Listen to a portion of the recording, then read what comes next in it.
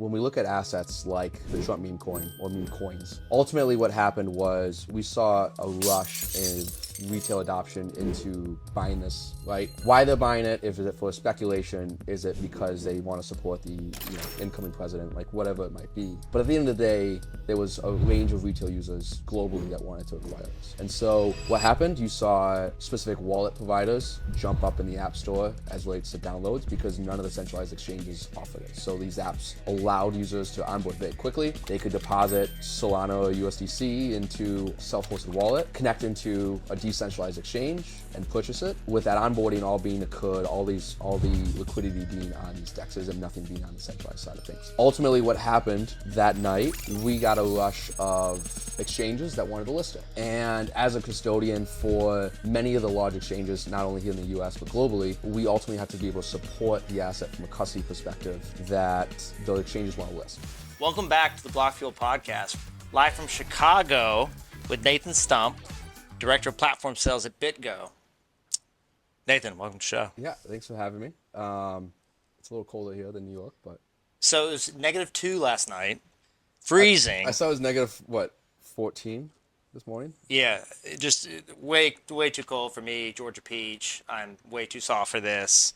Where'd you grow up, Nathan? Michigan. So this is like home for me. This is home. I love it. So you feel good. So what brings you to the Security Token Association of Chicago's midwinter meeting?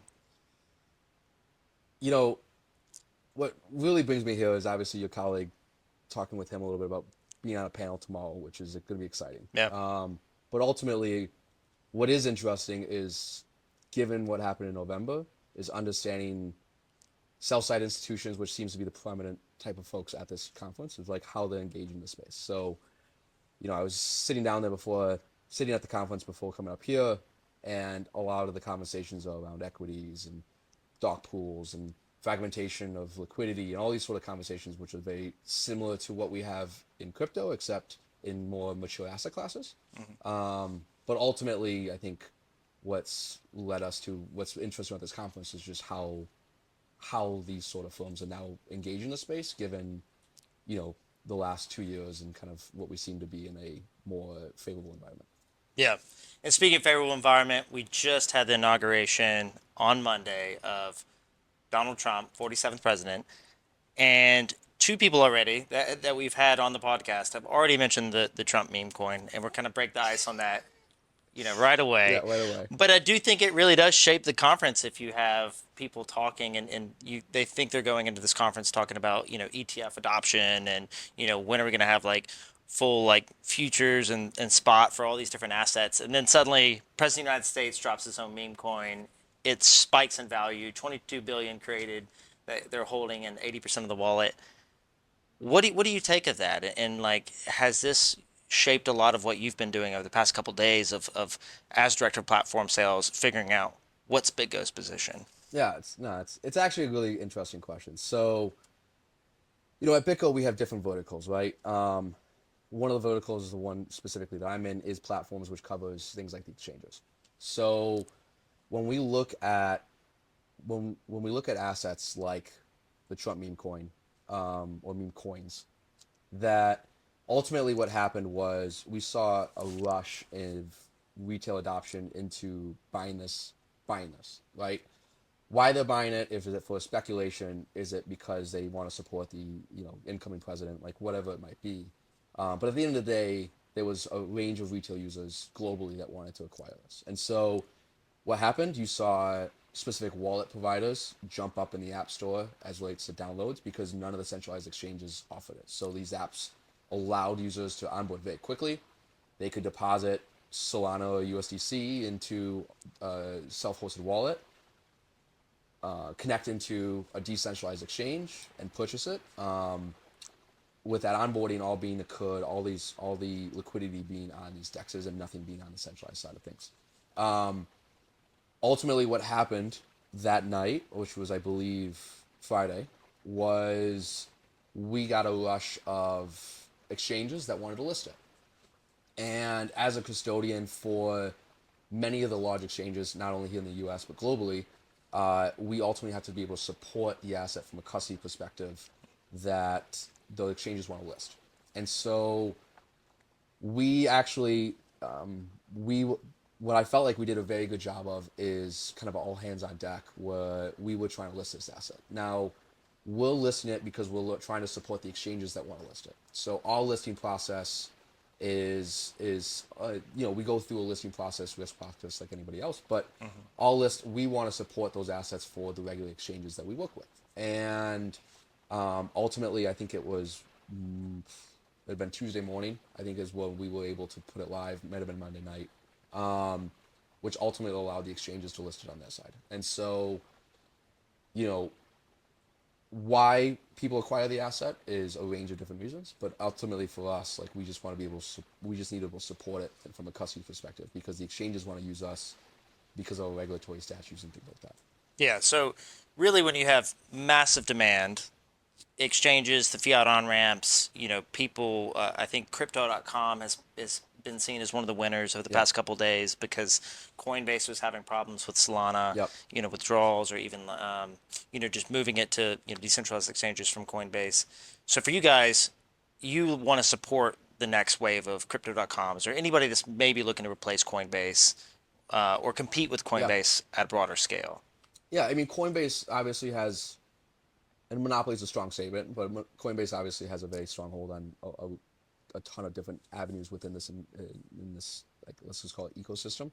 Um, there are a range of exchanges that are competing against that, and we would support Coinbase if they asked us to support them. We would support any exchange. We are agnostic to our clients. We have core values of what we try to build as a firm, and ultimately, whatever exchanges want to compete, we're here to support. And from for the exchanges that listed that specific token, it just can't. I think part of it is a client acquisition side of things. Like, if you can beat Coinbase for that listing, you're hoping that the dollars are going to flow into the exchange, or you're going to onboard new users to deposit dollars to then buy that token, and ultimately, because you were able to list it faster than somebody else, that client becomes stickier. They want to do other things with you. So we've seen exchanges kind of move to list these assets that, from a client acquisition perspective, that are hot. And like I said earlier, like you saw the decentralized wallets, the self-hosted wallets, gain a lot of traction. And I think the exchanges want to do the same thing. Yeah. And for you, someone that has, platform sales at BitGo, one of the long-term custodians, one of the first early movers in the space, you guys have, you're in the position of having a lot of serious conversations, onboarding institutions, and, you have the events over the weekend where, the president's suddenly launching a meme coin and then, freeing like Ross Ulbricht. I know Yeah. that was something that you followed very closely, Yeah.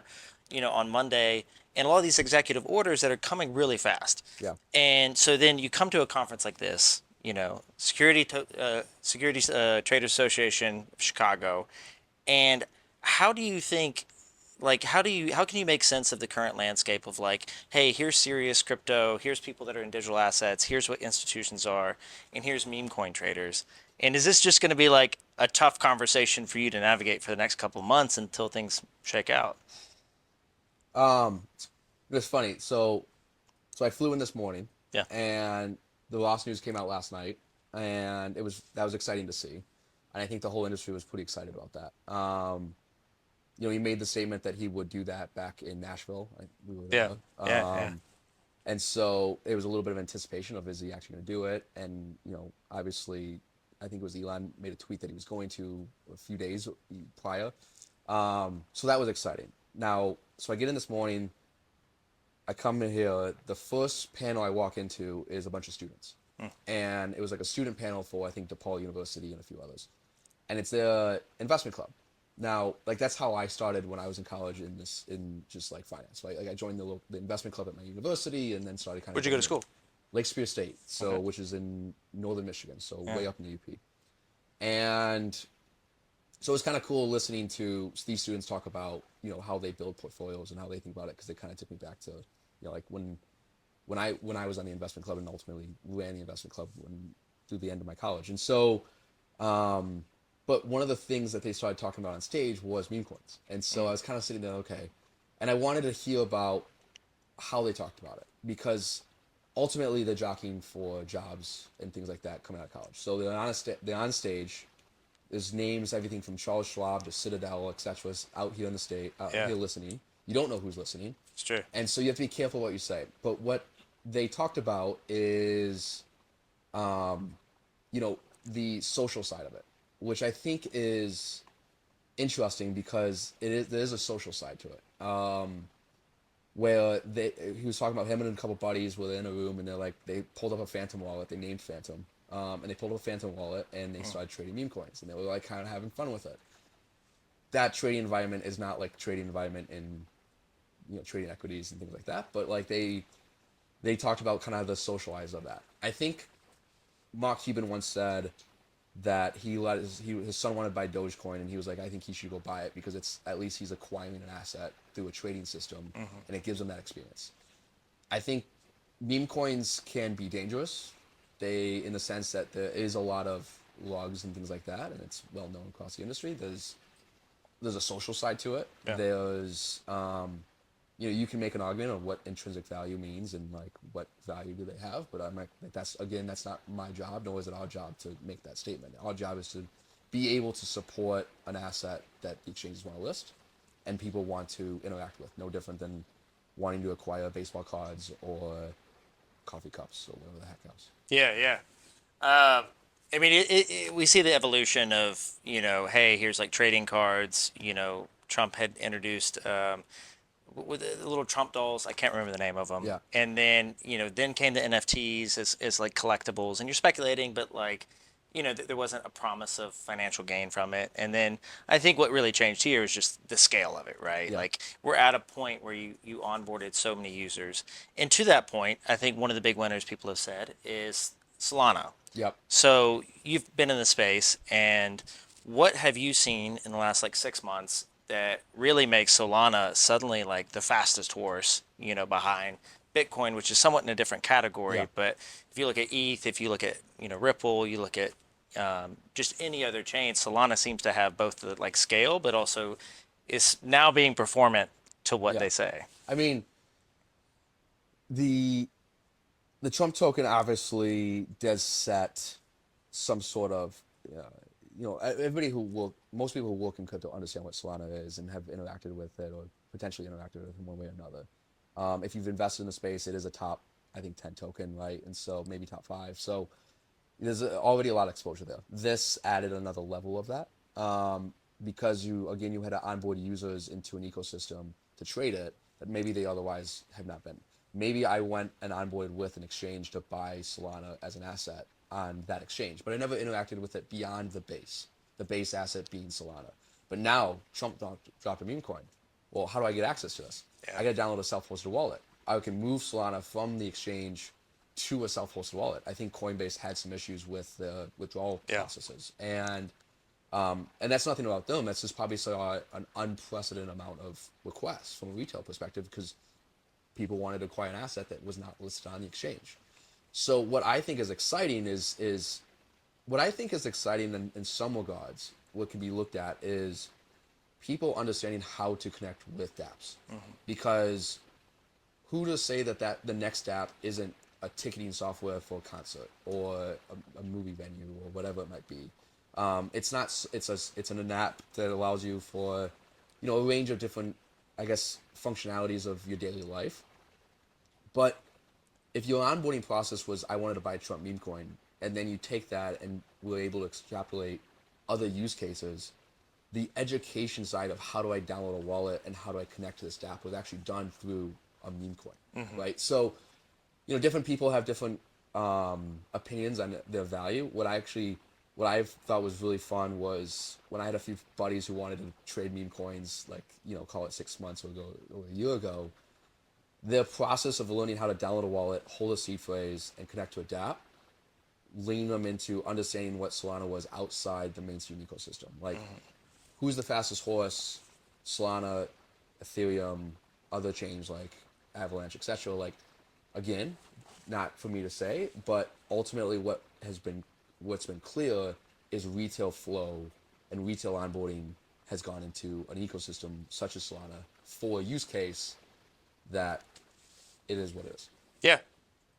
And we both have a friend, Ilya, that just started working at a wallet called like Pocket Protector and like trading app. Yeah, And I think learning things and getting that initial onboarding where it's like, hey, here's how you go into settings and export your private key. You can then pull that into Phantom, which is something you're already familiar with if you maybe had that first yeah, experience. And then you're kind of bridging the gap where like, oh, okay, you're used to Phantom. They have 150 million in funding, I think they got last week, and you're able to like then have somewhat control over it, and not every app has to be a brand new experience. yeah, I'd be remiss if, STA in Chicago, if we're not mentioning a little more on the institutional side, a little yeah. more on like the commercial side, away from retail. What are the things and features and what are people discussing when it comes to institutions and bringing them into the space? Is it liquidity? Is it, hey, can we even get into these assets? Is there a Yep. threshold? Like, what are some of the problems? And then how is BitGo's, addressing those and having at least some of those conversations about where to take the roadmap? Yeah. So I think I talked about is on buy side and sell side institutions, and when we look at how we interact with a lot of the space is obviously, again, I cover more on the platform side, and we have a team specifically focused on institution from Adam Spawn and the rest of the team that are phenomenal at that. And but those institutional players need to interact with the exchanges, and so it comes full circle. We have an Activate division that focuses on new tokens, coins for integration from a wallet perspective. So at the end of the day, we have this big flywheel of, you know, institutions want to trade an asset that we have to support that also is potentially probably listed on the exchange, which hits all three verticals from those sales capacities, but ultimately interact with one another in some capacity. At this conference, when we think about, let's say, how I might define an institution, if it's hedge fund or VC, etc., what we're finding is they want to see security of the assets. We've been through now multiple cycles. Who's weathered that storm? What's our balance sheet look like? BitGo is, you know, we like to think is we are probably the largest independent custodian. Independent in the sense that we don't run a centralized exchange. The We work with a range of the ETF providers to support Bitcoin, Ethereum, etc. And market makers and long only funds, they want to see a qualified custodian, which, for us, from a regulatory perspective, we are a state chartered trust. We have two. We have one in South Dakota, one in New York. We have a range of MTL licenses. We have both onshore and offshore entities. And so clients want to paper up with different domiciles based on the jurisdiction and the business needs. But they want to interact with a regular custodian that has a track record of giving them exposure into these assets. Maybe they don't want to trade on a centralized exchange because they don't want to relive potentially another FTX scenario. So they want to trade away from the exchange and settle through a custodian, which is a product we have called off-exchange settlement, where you can face off to a centralized platform. We have a few on it. We'll continue to onboard more and more that leave assets away from the centralized exchange, but then you can trade and resettle at the end of the day, or processes of, working directly with an OTC desk that we have, and then we, provide liquidity to them indirectly through other partners and other clients that might be pre-funded with them and on the platform or things like that. So it's less of my purview, but what we've finding is that, more and more funds that were maybe dealing with self-custody are now looking for can we do the same things in a regular custodian that we were doing in it using self-custody methods or holding assets at the exchanges. And as we are able to onboard more and more tokens and provide liquidity for different things, we also have grown a big loan book. We have clients that hold Bitcoin with us that they borrow cash one way or another, tri-parties mostly, where it's, we bring different, players in, we hold the collateral, you give me BTC, I give you dollars back. There's bans, there's, margin calls, things like that if certain market conditions occur. But managing those books and continuing to add liquidity back into the market that I think was maybe drawn out a little bit a few years back from FTX. So I don't know if that directly answers your question, but really what I think this conference and from an institutional capacity, it's our ability to service those hedge funds, those exchanges, and giving them that access to the market in whatever way they see fit. Yeah, and Nathan, you mentioned specifically on like MTLs and regulation, and don't you don't have feel free don't have to give me the full roadmap, but could you see another OCC charter down the line for like BitGo? I know that like during the previous Trump administration, Brian Brooks, who was like head of the OCC, granted one to like it was Anchorage Digital Yep. Bank, and then Paxos, and then not Provenance, but there's one in Washington that like had a conditional charter. Is that something that you might see with the new administration as like potential? Hey, let's revert back to like a nationally chartered crypto bank. Yep. I don't know. What I will say is that I think there's a lot of things back at play now. I mean, with the administration change, we'll see what happens from a regulatory perspective. There's a lot of questions on, being licensed this way versus that way. Like, what's operationally, what's really the differences? So, like, is it token onboardings? Is it bankruptcy risk? Is it, what operationally, if you onboard with this custodian that has this license, let's say an OCC, versus a state chartered trust, like what ultimately benefit do you get from one versus the other? Like, I'm not an attorney, but there's at the institutional level, the hedge funds, what they, obviously they want to see those registrations and they want to see the licenses and things like that, but they also they need to manage their book. So like, if I invest in an asset can't be supported because I'm regulated one way, but I can hold it at another regulated entity that maybe has a different type of registration this way, then do I really care? If we're talking about bankruptcy, we're talking about worst case scenario. Like, yes, that is a consideration for DDQs and things like that. But again, if I can manage my business better because of one structure versus another, we're talking about doomsday scenarios, which we've had doomsday scenarios in the last 5 years. And so like, obviously we need to think about it, but ultimately in different funds deploy assets differently, hold assets differently, staking, etc. And they need to work with a custodian that allows them to operate their business in the most efficient manner. So like, will we see different licenses changes? Will there ever be a crypto company with a with a FedMaster account, something like that? Like, I don't know. It'd be great, but I think the new regulatory regime will clearly, I think, bring up some scenarios that otherwise wouldn't have been available. Yeah. So tying this back to the early pieces is there's no way if you were federally chartered that you could be launching Trump support, within like 24 hours. Like your tech team wouldn't be given the green light.